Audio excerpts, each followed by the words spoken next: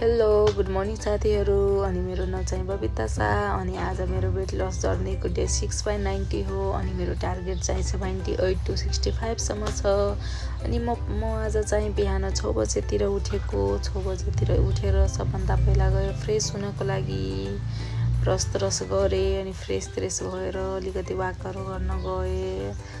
अनि हजुरहरू कस्तो हुनुहुन्छ साथीहरू, सन्चै छ कि छैन? हजुरहरू आफ्नो कमेन्ट गर्नुहोला, कमेन्टमा भन्नुहोला।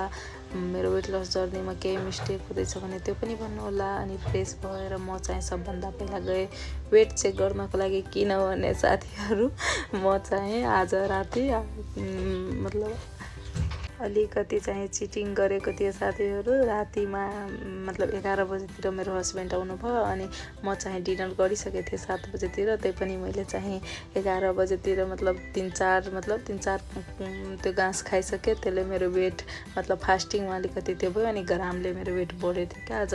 त्यसपछि फेरि वेट चेक गरेर अनि बिहान 6 बजेतिर चिया सिड वाटर खाएँ अनि त्यसपछि खाना खाएँ।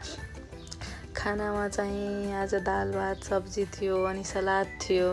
त्यही 10 देखि 11 बजेसम्म खानुपर्छ। अनि मैले चाहिँ 10-10:30 बजेतिर खाना खाएँ। चिटिङ चाहिँ गर्नु हुँदैन है साथीहरू। चिटिङ गऱ्यो भने हामीले नथाहा पाए पनि हाम्रो वेटले चाहिँ थाहा पाइहाल्दो रहेछ क्या। त्यसैले चिटिङ चाहिँ नगर्नुपर्ने हामीलाई। चिटिङ गरेको अनि बिहान चाहिँ मैले थाहा पाइसकेँ कि मेरो आज चिटिङ हो भनेर।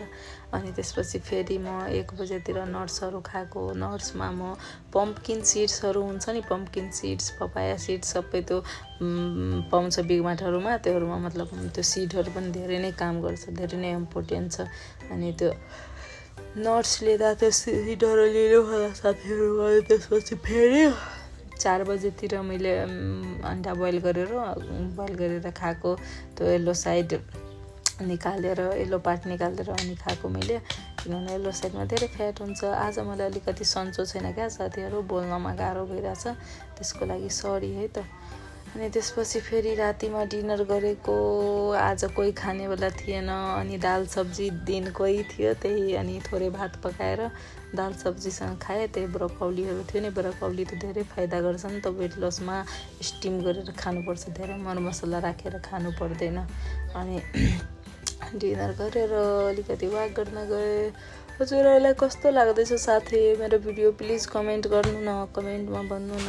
केही मिस्टेक हुँदैछ त्यो पनि भन्नु, अनि थाहा पाउँछु साथीहरू।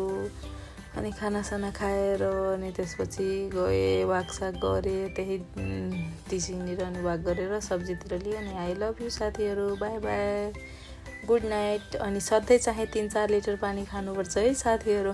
Love you guys.